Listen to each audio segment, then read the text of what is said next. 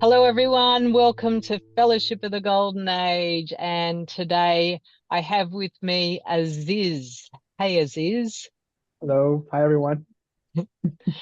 And yeah, we're gonna get to know Aziz and get to know him and connect with his beautiful heart, which I can tell you is very Thank you. open. Thank you. Okay, so what I'd like to just open up with is if you could share with us your take on like what a separate self is. Okay. So obviously a separate self is based on the illusion of separation. And the way I see it is like it's basically like wearing a costume where you're putting on a coat and you're acting out in the theater but it's not who you really are. And so it's a set of like beliefs and illusions that it could be mental, emotional, even well, it's first and foremost on the identity level, correct? Mm-hmm. So basically it's based on illusion and it's not who we really are. It's um it's an energy matrix that sort of exists within the four lower realms or the four lower bodies. And basically it's well for me it's basically not who we are. It's not who I am. It's just an energy matrix that I had created probably in this life or in a past life, and I believed to be that, and I believe that that was who I thought I was, but it's just based on an illusion. It's not real, and it's just a set of beliefs that's based on illusion. Yeah. That's Yeah. how it's coming to me. I don't know how to express it. Yeah. Yeah. So Well, yeah. can you give an example of one of the not yous that you've discovered in yourself, like one of the separate selves that Okay. So the um, one that stuck to me the most that I have come to the realization that's not who I really am is the separate self that is based on being unworthy, which I think so many people have. It's very common, right? That we're unworthy or not good enough, mhm. and the fear of abandonment. So the way I had transcended that was because I was in constant communication with my own I am presence, with my own higher self. There came a point where I realized that I had this inner experience where I realized that I was never abandoned, I was never alone, even before coming to Earth. And that was how I was able to transcend that illusion, that separate self that existed in my own mind. And it's through having this inner mystical experience that you get to truly know who you really are. Mm. And it makes it so much more easier for you to let go of the separate selves, right? I mean, that's how we've all experienced it.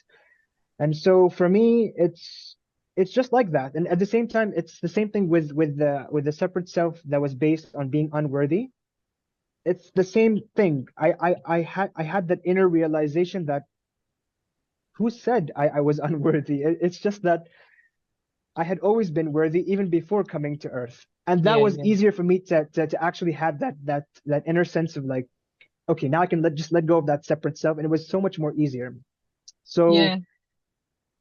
yeah, and those were the separate selves that I had to deal with the most, that were difficult to actually like look into and to just release them and to let them go. And by Yeah. simply connecting with my own higher self, it made it so much more easier to let go of those separate selves, those illusions, because ultimately they're just illusions, right? They're not who we really Yeah. are, and we're spiritual beings. Yeah. Yeah, exactly. And it's kind of like, the spiritual journey is like working out who you're not. Like it's just this series of, Exactly. like for instance, like what took me to the teachings of the Ascended Masters was when I'd Yeah. identified with the homosexual identity, but I just was hitting this point of realizing, but I'm not that, I'm a spiritual being. That's just an identity. And I could just see that. Yeah. And that's what launched me, set me to discover the teachings because I just had to Yeah. accept that's not me.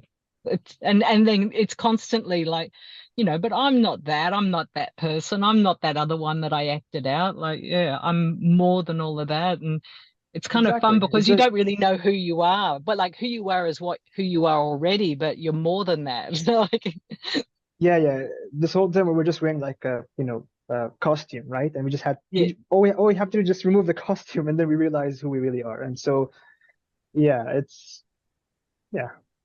yeah, yeah. It's a fun journey. Yeah, Yeah, it's yeah. fun. And it's all ultimately it's just about remembering who we are. That's all, It's like we went into this phase or this journey of forgetfulness, and now we're trying to remember, re-remember who we actually are. And that's the whole point of the journey, I think. It's not that we're changing into something else, it's just that we're remembering who we are. Just Yeah. removing those costumes and And changing the way we perceive and approach things from a psychological perspective, like recognizing that we've had, and everyone has had, like a bunch of programming that has limited the way we think and the way we look at the world, the way we look at ourselves, and yeah, and just pulling away all of that. And it's through the teachings of the masters that that's like, when the light shines through and you can actually see, like, like when we just do an invocation or whatever, like, just saying those words, it's kind of like, I just feel like when I was first doing invocations, I felt like, oh, this is reprogramming my mind. Like it's yeah, to think correctly, to get yeah, the right words going. yeah. Yeah, And to just like clear out all those like those like programmings that is based on separation and illusions, and just be able to connect purely with our higher selves, and of course the ascended masters. yes, yes. Yep. So, I'd like it if you could just start sharing about yourself now, like, take us where you want with your journey and we'll see where we flow. Okay, let's see where what I would like to express from the heart. Um, so so I discovered the teachings of the Ascended Masters way back in 2015, but I started out with the Summit Lighthouse, and this was in 2015. Before that, I was questioning so many things about life, about God, about the universe, about the religions of the world, and I was doing so many research. Like I was into like, the UFOs and all that stuff and the conspiracy theories, and I was researching about energies and the law of attraction and the law of assumption and all that stuff. And at some point, I found the Summit Lighthouse in 2015, and I realized, wait, this is interesting. We have all these saints and mystics and sages from all walks of life, from all the religions, all together, unifying together and sharing a universal teaching. And that just clicked, in my mind. I'm like, okay, this is something interesting. So I kept going for those teachings. I bought a few books from them. And then it was in 2016 that I was beginning to have a more deeper and deeper and deeper connection with Jesus Christ. Oh yeah, so and before that I was also into the idea of Sufism because it was closer to the idea of love, where before that it wasn't there, it wasn't present in the other religions, where it always talked about fear or anger or revenge or punishment, all that nonsense. So when so then after that I was drawn to Jesus somehow, and I kept going into reading more about Jesus and his own personal life and his mission and this and that, and okay, so this is a story I feel like sharing because it just Mm. happened. Because at that time I would always keep asking signs from God. And I remember one time in 2016 I was watching the movie, if you know it. I mean, obviously you know it. It's called Ben-Hur, the Hmm. old movie, the very very very old like movie. And I remember I said to Jesus and to God, I'm like, please show me like what is the next step in my life, like what is to come. And so somehow I felt like I wanted to watch that movie, and I watched the movie, and at the end there was this scene where Ben-Hur actually met Jesus. And I think Jesus somehow, if I can recall correctly, Jesus actually he actually showed compassion to Ben-Hur, or something along those lines. I don't know what it was. And then in that, in like somehow I resonated with that scene, because Jesus came to Ben-Hur and wanted to somehow, I don't know if it was to heal him or to bless him or to help him from something, but he was there showing compassion. And then that same night, after the movie, I just typed in Jesus and I discovered the askrealjesus.com website. I'm like, wait a minute. And I kept like just reading, of all the teachings and the dictations from Jesus through Kim, and I was like, it's very interesting, and I just kept resonating with what's being said, that Jesus is not like, this being that is above everyone else. He's just here to show you a more universal way of like, he's just an example basically. Mm. And so I resonated so much with that website and the teachings that came forth from Jesus through Kim. And then eventually I started to realize, wait a minute, Kim, he also used to be part of the Summit Lighthouse teachings, decades ago, and that he is the current messenger for the Ascended Masters for the new dispensation, and that the Summit Lighthouse was an older dispensation, and that there was progressive revelation. And that's what made me realize, you know what, this is interesting. And so I kept going deeper and deeper and deeper with the teachings of Kim and the Ascended Masters through Kim. And yeah, that's how I discovered the teachings, and it has been a blessing for me.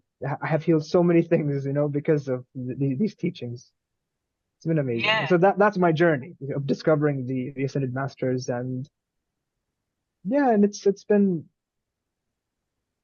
a wonderful journey. Obviously, there are ups and downs because I have to deal with my own trauma and psychology and all of that, but I am always drawn to the teachings of the Ascended Masters and their invocations and their prayers and decrees, and I just do that. Hmm. Hmm.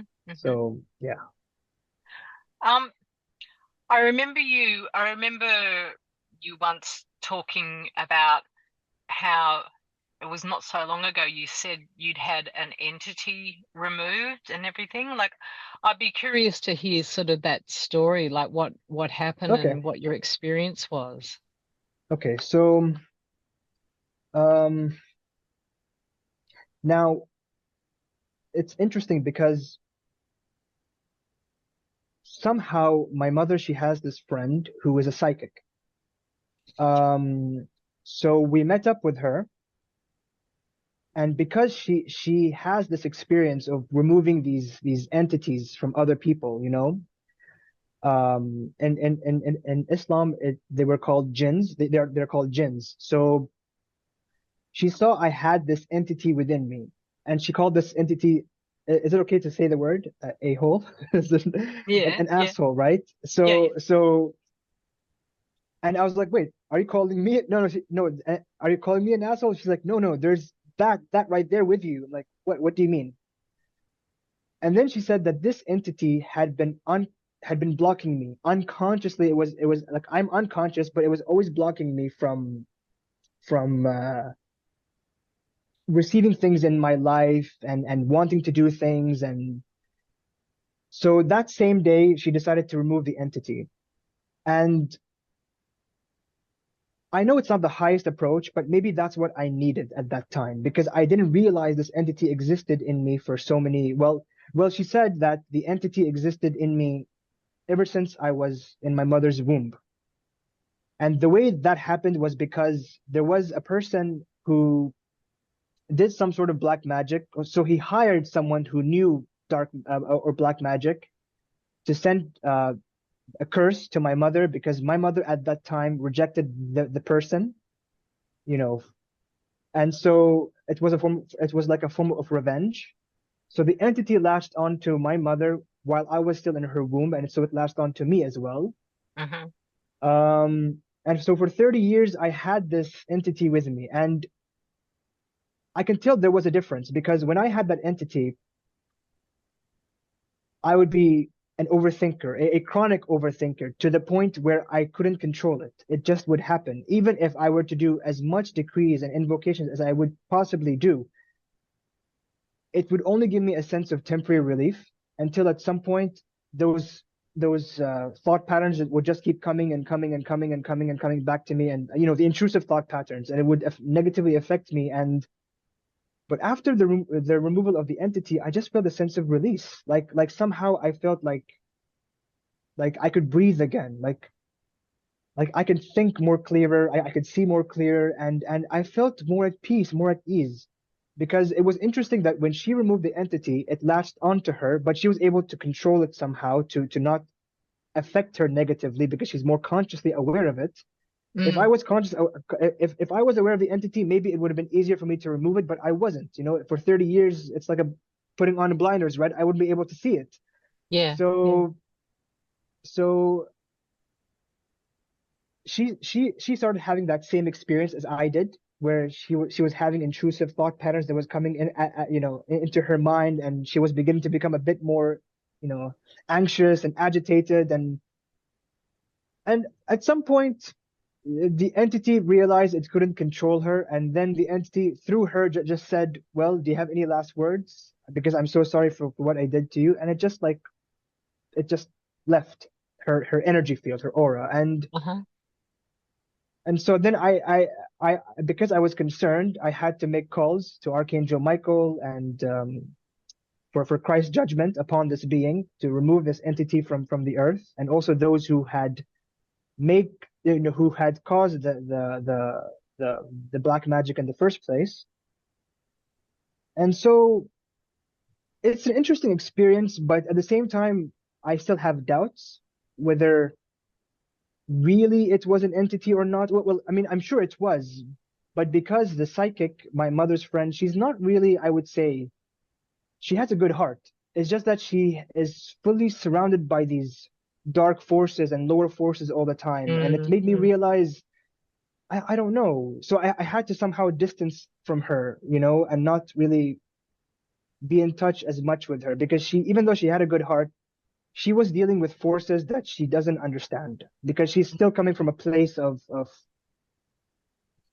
a lower consciousness, a place basically from the idea of separation, that we're separate beings. And so, Mm. and that was my experience. Oh yeah, and there's something I would like to share that had helped me the most in my life to heal my own psychology, and that was the violet fire.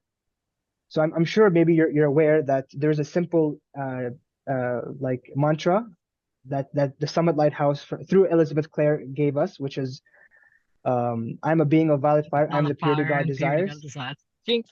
And and it was in 2015 that I discovered the violet fire, and it really helped me to heal my psychology. I mean, for me, I feel called to express this more because even with Salma and who is another Ascended Master student, I I just love expressing the violet fire to people because it has been one of the greatest gifts in my life. And even Saint Germain said, right, it's a gift to humanity. And obviously it's still valid, obviously to this day and age, because it's a teaching or it's a gift meant for the golden age.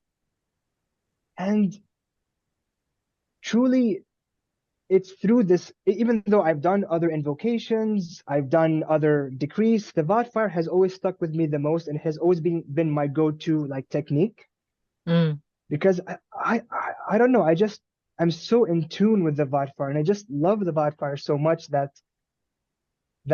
it has been the greatest tool for me to actually heal my psychology and to heal my energy field and my four lower bodies. And probably maybe even it had weakened this entity that had such a tight hold on me that I needed someone outside of myself to come and remove it because otherwise Yeah. I would Yeah. not have been conscious about it.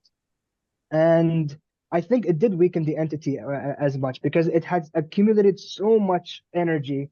But because I kept persisting through invocations and decrees, and especially the violet fire, I think it had entity the hold that entity had on me. Mm. So yeah, I mean, it's amazing Yeah. the violet fire, and yeah, Because and so that yeah. I think it's kind of interesting because like I've had experience with, an entity getting in and it was through drugs. I mean, and just the one time when I was really conscious of what was going on, I straight away I'd smoked some marijuana, and I straight away knew like this is an entity, like it was telling me to kill myself. And so, Mm, mm, I was mm. able to call on Archangel Michael and just get rid of that and everything. But the Yes, thing is, from what I understand, is that an entity can only be released once we've released the separate self that it was feeding on, which obviously was some mental, yes. um thingo. But it's kind of interesting that you've gone kind of like from that direction, but it sounds like you found it really easy to release whatever that separate self was that it had attached onto, right? Like what I don't know. Like I don't have the answer to this. I'm just kind of curious, like how it worked. Like, Well, me too, because I have no idea. I mean, for me, it was because I don't know whether she's 100% accurate or not, but all I know is that there was something that was eating me up. And I knew intuitively that that wasn't me. There was something that was always constantly attacking me. And so was it like really negative sort of thoughts? Like, yeah, yeah, it was intrusive. It was uh, intrusive thoughts for, especially for the things that I cared about the most. It would yeah. even further, it would even intensify those thoughts. And I wouldn't be able to just, you know, be at peace. I would have to constantly go out for walks, just to go for walks to help me calm myself down. And Mm, it was just like, okay, this was 2 years ago. I met okay, he's a mystic, but a Muslim mystic. So this Muslim mystic was able to read your aura, your energy field. But funnily enough, he didn't really said anything about the entity. So somehow he said that even though you look young, your mind is like an old man. It's like just it keeps on constantly moving and moving and moving and moving and moving and just like it's just like a train that won't stop, and it's true because my mind would be swirling and swirling and swirling, and I wouldn't be able to control it, even if I tried to control it, whether it's through meditation. Like I said, invocation would help me, decrease would help me, the Wi-Fi would help me. And for a certain period of time, I feel a sense of calmness and peace, but then somehow it just keeps coming back over and over again. And now I realize it was actually a separate self, but you know, when we have a separate self, it causes an inroad for these entities to enter our beings, right? mhm. Our force field, our energy field, our aura. So I'm sure I had a separate self, maybe not in this lifetime, but I'm 100% sure it was in a past life. And so this entity came exactly at a point when I Yep. was still, developing in the womb. And it could possibly be because I remember Kim also, he answered a question, someone's question about for children, that why do these entities attack children or dark forces attack these children? And it's because either they have unresolved psychology or because they have some sort of spiritual attainment whereby they could do something in this lifetime to somehow, it's part of their divine plan to bring forth something, but then their plans would be derailed because of these entities. So I'm not sure about mine. It could be a mix of both, maybe, but Mm, it was very interesting because I was also born premature, mhm. so almost 7 months, but thankfully I had no defects, no birth defects. And my birth was sort of considered, I would say, a miracle because everyone says it's a miracle, and I guess it is because um, in the old religion, like whether it's Islam or Judaism, I think, and even maybe Christianity, there is this idea of circumcision, right? Where Mhm. the babies they get circumcised. And I remember my mother saying that when I was born and the doctor wanted to circumcise me, I I was already circumcised, like by God. He said that I was, and it was such a perfect cut that not even the most professional of doctors would be able to do such a perfect cut of for the circumcision. Yeah. And so they saw that as a sign of a miracle, because I think also I did my research about this, that somehow Moses, he had it, and some of the saints and mystics or messengers or prophets, they had that same thing where they were miraculously or naturally circumcised by God as a sign of Yeah. some miracle or something. So I don't know, it was interesting. It's not that I'm more special. I don't really care about those ideas about being Yeah. special or not. No, but it was just an interesting thing to see that maybe it had some sort of symbolism for the people around me at that time in my life, my family members, and all of that, to show them that there's more to life. I don't know, but it was interesting because, like I said, my life has not been normal as well. I mean, for many of us who are in the community, Yeah. we had to go through so much trauma in this lifetime, as we have discussed, and I guess it had to be intensified for us to accelerate, right? To just like clear all those nonsense out away and just like continue to connect with our higher selves. And clearly So you needed like, some sort of big high energy to help get you born because, this entity was latched on. So, you would have had yeah, accelerated energy going on, like maybe, that yeah, created the probably, circumcision too probably. or something, who knows? But Probably, yeah, yeah. Who knows? Who knows? I don't know. Probably, or it could also be, yeah, most, yeah, probably. And it was interesting, just the stories. I know it's a physical thing that happened, but there's always a spiritual cause behind it, you know. mm, mm, And so, yeah, I would consider my birth to be a miraculous one. I don't have any birth defects or anything. And that circumcision, I guess, was a physical symbol of of my birth and of maybe the light I was able, that I had, but I was negatively affected, of course, because yeah, and from this entity, and it really did took a toll on me at that point, and thankfully it was removed, and now I can continue with the invocation, and I do sense I do have more of a momentum, because before that the entity was, when it latched onto me, and I remember clearly, if I were to do an invocation, it would help me to a certain point, but then I would feel tired, as if the energies or the light is being sucked away from me all the time whenever I did the invocation or even the hmm bonfire. But now if I were to do it, I don't feel like there's something sucking the energy out of me anymore. And I sense it now. I can tell the difference because it's no longer there. yep, But of course, yep, obviously, I still have separate selves, and I yeah, also it's not it's I can't just sit on my laurels and be like, ah, no, this is done. No, obviously I have to still work on my psychology, and I have to protect myself, because there are other entities, there are other lower forces that may try to negatively affect.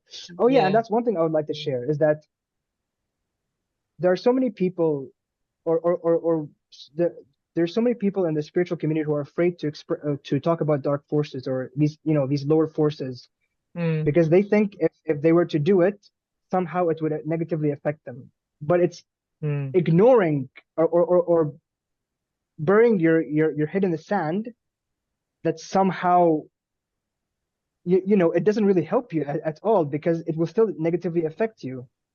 And so I sense there are so many people who are afraid of these lower forces, when in fact, in reality, they don't have any power. They don't have any so-called dark power or whatever it is, they're just lower vibrations and lower energies, and they don't, and as long as you're able to raise in consciousness, and it won't be able to negatively affect you. And even if they try to affect you, it'll just pass through you. yeah.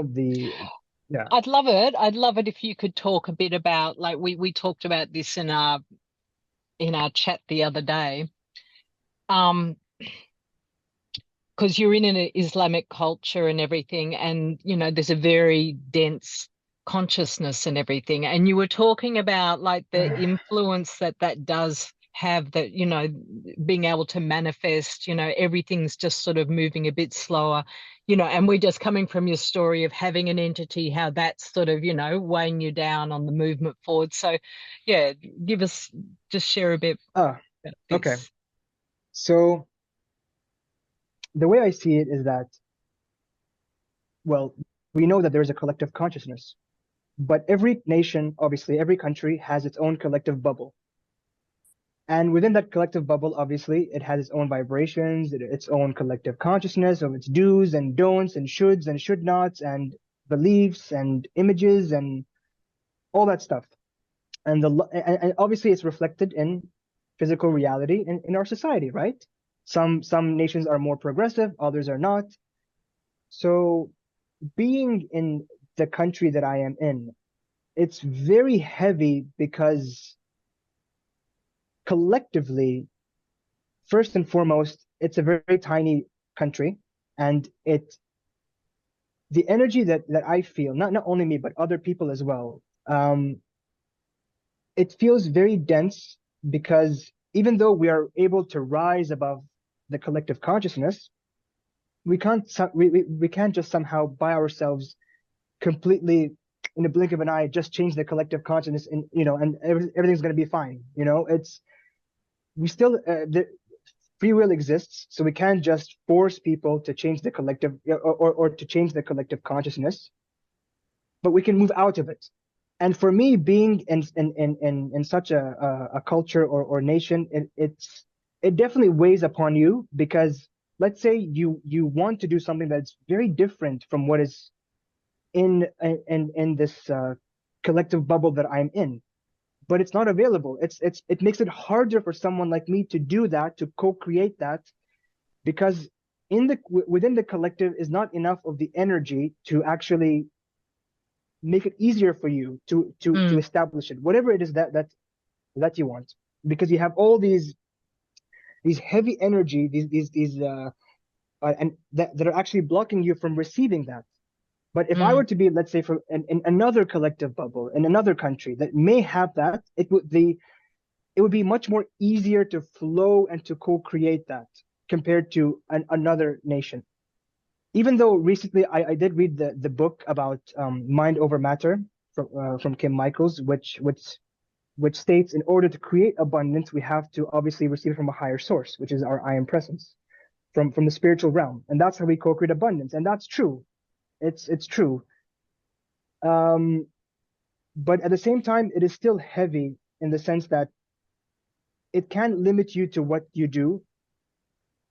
If, if for example, um, I were to move to another part of the world, and let's say the collective bubble is much more higher, whatever I wanted to do in the other country would have been much more harder than in that country, because obviously there are collective consciousness that are and energies that are also supporting individuals who want to do something, right? Let's say if an individual, I guess what comes to my mind is like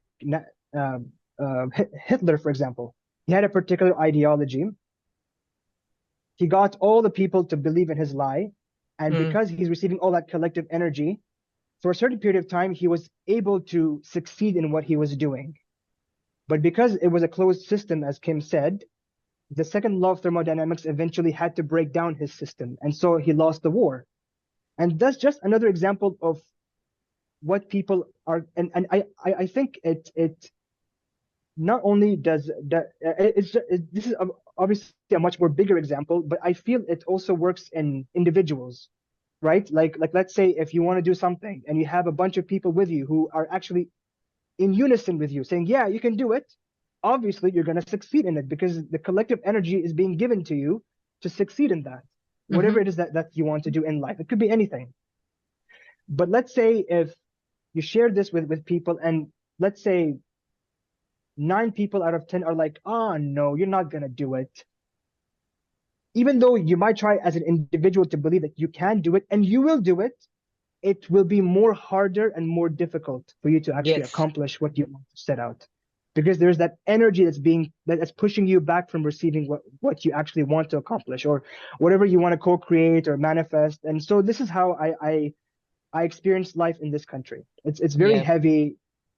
I have so much creativity, but it's very hard to express the creativity and to bring forth the creativity that I want to bring, because the collective consciousness is not there yet to support me in this. And so it's like I have to push back so much more just to bring about this change yes, compared yes, to if I were in another, yeah, in another yeah. collective bubble. Yeah, Yeah, that's how I see it. it's kind of incredible, isn't it? Because we know that when we send out these thought creations, we send it out into the mother light, and Yeah. then it makes its journey back to us. Like that's why on Earth it's a slow journey compared to a natural planet where, we could see the effects of our creation instantly. Yeah. Yeah. Whereas, it's got to come down through the identity, and I'm just imagining, like I'm just almost saying, like the denser the culture, like, with a heavy limitations, like, it's Yeah. like going through syrup or something, like, to Yeah. try Yeah. and get Yeah. all the way through to, through the identity and the mental and then the Yeah. Yeah. emotional and Yeah. then the physical. Like Yeah. Yeah. it's just hard Yeah. work, isn't it? Like, you just end up It with a is. It few is. little light particles of Yeah. what you sent Exactly. out. You described it perfectly. Better than I did. Yeah. Yeah. Exactly. Exactly. Yeah. Yeah, yeah. I just sort of saw it all as we were talking about it. Yeah. Yeah. Yeah. Yeah. It's like walking through like some thick bog or something, and like a very thick like muddy water, and like you can't see, and you're just like trying to get through, and like what is going on here? It's not as easy. Yeah. Yeah. But obviously, in some other nations, when I traveled to other countries, I did feel a sense of lighter energy in the collective. I felt more energetic. I felt like I can do this, I can do that, and it was working in a sense. I was receiving the things much more easier Hmm. compared to being where I am at, because not only am I feeling it, but also the people around me who are so close to me, they felt the same thing. There's a sense of relief that when you move to another nation that has a higher consciousness than where you're at, it does have a positive effect on co-creating a new life and co-creating not only for yourself but for the collective as well. And so I don't know. I mean, for me, intuitively in my heart, I always felt that I'm meant to leave this part of the world, because I Hmm. always felt that this world is like an incubator, when how I was actually born in how I was actually growing in an incubator, right? So I felt this part of the world for me was just an incubator for me to grow to a certain point and then to just like move somewhere else. So I can co-create a much more better life and abundance for myself and for well, all of life in that part Yeah. of the world. So I guess, being in, such a dense culture, Yeah, it's given you the opportunity to face, a lot of like major selves that, you'll be able to clear them away before getting into a lighter culture. I mean, can you it talk a does. It little bit does. about that? Like how it's been like being a spiritual person and an ascended master student in a very dense culture? Well, again, I'm being very careful with what I'm expressing, because Yeah, okay, so we well can leave it here, if you yeah. want. We don't have to No, no, talk it's about okay. this. Okay. No, no, it's okay. It's okay. I can express, but in a way that's much more. Okay, we'll see. Universal. So yeah, yeah, yeah, exactly. So obviously, I am a Christed being, and to express my Christhood, to express my own Christ light, it's possible no matter where you go, no matter where you're at. Obviously, right? I mean, that's the whole teachings of Jesus, is to express your light, is to express yourself no matter what situation or circumstance you find yourself in. And I tend to do that openly, sometimes way too openly, even within my own culture and experiences. But obviously, depending on where you're at, people will have different reactions to what you do. And so people here and so the reactions that you have when people are obviously at a lower state of consciousness, they will react much more negatively with far more aggression and far more anger and even hatred, simply because you're expressing something that is different. And so for me, at the same time, even though I've been expressing so much of my light, I realize it doesn't always have to be in words.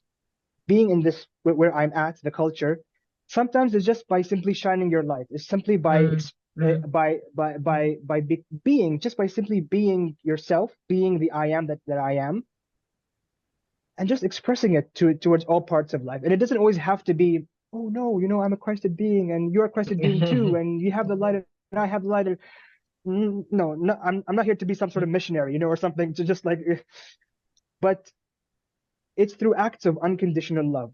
It's through acts of kindness. It's through acts of compassion and forgiveness, and through simple things in life where we just practically express it towards people, because we're living in a world where there are so many people with different beliefs.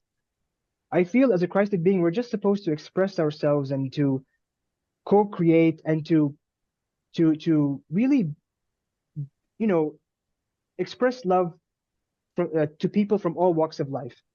And I'm so inspired by Mark L. Prophet, who was the messenger and who was the founder and a previous messenger of the Ascended Masters from the Summit Lighthouse, of the Summit Lighthouse.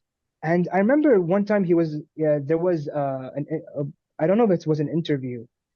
He was saying how, I think it was an interview, how you just express your own divine individuality to people from all walks of life. It doesn't matter, right? Who they are. And this is how I saw it. And even though I find myself in a culture where it's hard to express in words these things, well, it depends. Intuitively, I can sense who to express and who not to express in words of my spiritual ideas.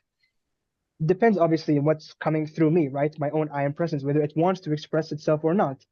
But for the most part, I feel that sometimes you just don't have to express in words. You just have to express through, well, energy, right? Through acts of love, through unconditional love and forgiveness and kindness and compassion and mercy. And that alone has its own unique light that is, beautiful. And when you express that light, there will be people who will one day, there will be people who will actually come to you and ask, hey, so what are you doing? What is this? I'm like, oh yeah, well, I've done this and so and so and so. And then you express yourself, and then, well, either they're open to it or not. It depends on their free will, right? You just let them go. If they're open to it, rejoice. If they're not, it's okay. That's their Yeah. choice, but you still love them unconditionally, right? You know that they're living an unconscious reality. To them, they're so unconscious, and that's okay. Not to judge them or anything. It's just that they've forgotten who they are ultimately in the end. And Mm. I know, we've all been this before. We also forgot who we were. We've done some things in our past lives as well. So we can't just like judge or criticize those who are in a lower state of consciousness. They are who they are in this current moment. At some point, whether in this life or in another lifetime, they're going to eventually come to a point where we are right Yeah. now, where we discovered who we really are, and we're in this process. And Yeah. Yeah. so, yeah, this is Yeah, how, yeah, yeah. yeah. That's so beautiful. I love how you just express that. Just what we Yeah. need to do is just, stay in that place of oneness and know that, people at some point they're going to come out of the experience of separation, but we need to be the example of that light, to give them a taste of, what they're heading for, or what Yeah, that yeah, tastes like. And whenever yeah, that will be, it's up to them. yeah. But at the Mm, same time, I realize I also have the free choice to say, well, even though I've given so much of my light to where I am at, and that's okay, it's good. It doesn't mean I have to be here forever. I know I can move on elsewhere to another part of the world to have a new phase of my life and mm. a new phase of my spiritual development. Yes, And I yes. think that's what I think I need as well, because even though I'm doing my best to grow spiritually, I can still sense the heaviness of it. And it's Mm, at this point, it's also making me exhausted, because mm, when I was, for example, in Turkey, I could feel a sense of there's more freedom to it, that I can express myself more. There's more I can do there. And maybe it is, maybe so it is in my divine plan to go there and to raise the collective consciousness in that part of the world, because they're much more lenient, they're much more open to these ideas compared to where I'm at. mm, And because I'm someone who's also into democracy, and I love democracy so much, and the idea of democracy and freedom of speech and the freedom of religion and all of that stuff. And so there are certain parts of the world that are more open to these ideas than obviously than others, because of the collective bubble that has been built. For yeah, others it would take time, for others it would be more easier, more. And so yeah, and yeah, this is how I see it. All of it. And yeah, yeah, yeah. Wonderful. Okay, well, we're pretty much at an end here. So I don't know, Yeah. is there one final thing you'd like to talk about, or are we done? Hmm. I'm just trying to like see what comes through me from my own higher self, from my own higher presence. And I don't know. I don't know why I keep coming back to the wildfire. I don't know why. Mm, Um, it's just that I feel like I want to share this because I'm not sure about the other Ascended Master students, whether they're using the wildfire on a daily basis. But I would suggest for people to continue to use the wildfire in creative ways, not only through the decrease or invocations of through Kim, but to make it your own ritual. Because with the wildfire, you can be very creative. You can create your own mantras and your own affirmations, which I did, by the way, for like my own. And the wildfire just has this very beautiful, a positive effect on you and the people around you. And like I don't know why, but I feel it would be nice for people to I'm obviously just suggesting that mm, to use the wildfire more, to come yeah, into oneness with it more, and to be it, to be the wildfire, and then to use and to just come up with creative ways through simple prayers or mantras or affirmations to use the wildfire. Because I don't know, for some reason, for me, it's such a beautiful gift that I have yeah, experienced, and I know that so many of you have also experienced it through the decrees and invocations. But to also be creative with it, to use the yeah, wildfire on a daily basis for everything, not just during your time with invocation, but even when you're in the bus or when you are and on your way to work or whatever, just use a simple prayer and call upon the wildfire for any situation, because I know this is the alchemical solution to so many things on earth, the problems. And it's because I'm also, oh yeah, and it's because I'm inspired by the story of, if you know, Omri-tas, the yeah. Ascended Master Omri-tas and the Violet Planet and that story. So Omri-tas, and it's still a valid dispensation of what Omri-tas brought, and Saint Germain of the Violet Fire and the gift of the Violet Fire, because I remember it was Kim who answered the question. Someone asked the question and said, yes, it's still valid, even though it's from an older dispensation. The story is very beautiful because this particular planet, known as the Violet Planet, was in a state of darkness that is even more dense than Earth.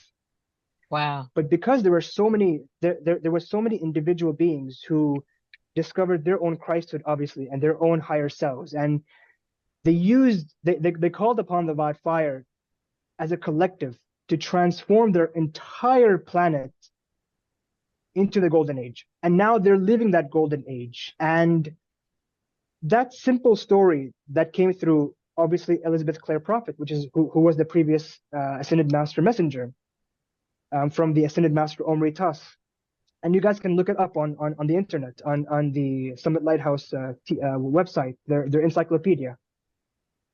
And it's just an inspiring story that they used the Violet Fire, this beautiful gift, to transform their entire planet into the golden age. Now they're living this golden age, and that's why it's called the Violet Planet.